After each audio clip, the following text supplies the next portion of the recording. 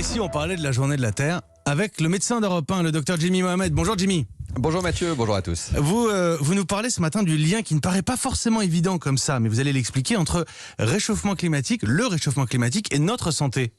Exactement, on pense souvent à tort que le réchauffement climatique ne concerne que la planète alors qu'il a un impact sur notre santé. Saviez-vous qu'il existe un lien entre réchauffement climatique et les allergies saisonnières? Alors c'est tout simple, mais la hausse des températures avec des automnes et des hivers plus doux favorise l'expansion d'une plante qu'on appelle l'ambroisie, dont le pollen augmente les allergies saisonnières. Et puis, qui dit réchauffement climatique dit augmentation du dioxyde de carbone dans l'atmosphère. Et on le sait, ce dioxyde de carbone favorise aussi le développement de la végétation. Il existe donc un lien entre l'augmentation des allergies et le réchauffement climatique. Et tout ça, c'est sans vous parler des vagues de chaleur et de canicule ou même de l'augmentation de certains moustiques qui pourraient nous transmettre certaines maladies comme la dengue, la fièvre jaune ou même le chikungunya. Oui, c'est vrai que les vagues de chaleur dans les régions où on n'a pas forcément l'habitude, ça mène nos organismes à rude épreuve parfois. En revanche, tout le monde sait, Jimmy, que la pollution atmosphérique est néfaste pour notre santé. Les liens là sont beaucoup plus clairs.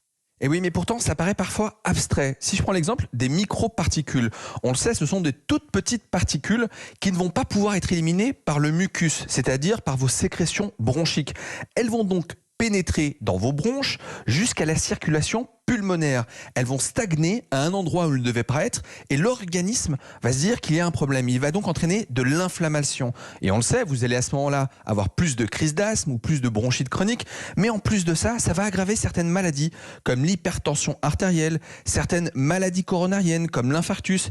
Et puis, n'oubliez pas que vous avez une barrière entre vos poumons et la circulation sanguine. Vous avez une espèce de membrane. Et à cause des particules fines et de l'inflammation que ça va provoquer, eh bien, cette barrière va devenir plus perméable.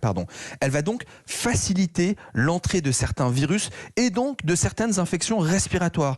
D'ailleurs, certaines études suggèrent un rôle de la pollution dans la surmortalité du coronavirus d'environ 15%. Alors, on peut essayer au quotidien de limiter l'impact en essayant d'ouvrir ses fenêtres très tôt le matin, d'éviter de le faire en pleine journée ou de contrôler le niveau de pollution disponible sur certains sites internet. Mais ce qu'il faut bien comprendre, c'est que contrairement au coronavirus, il n'existe pas de vaccin contre la mauvaise qualité de l'air et le changement climatique. Le remède viendra tout simplement dans le fait de limiter nos émissions de CO2. Merci Jimmy. Jimmy, on vous retrouve à 15h avec Mélanie Gomez pour l'émission Santé d'Europe 1. Sans rendez-vous, Journée de la Terre toujours. Exactement, ce que je vous ai dit n'était qu'un starter. On reçoit justement le professeur Bruno Housseil, il est pneumologue et président de la Fondation du Souffle et il reviendra plus longuement sur le lien entre la pollution et votre santé. Merci beaucoup Jimmy Mohamed.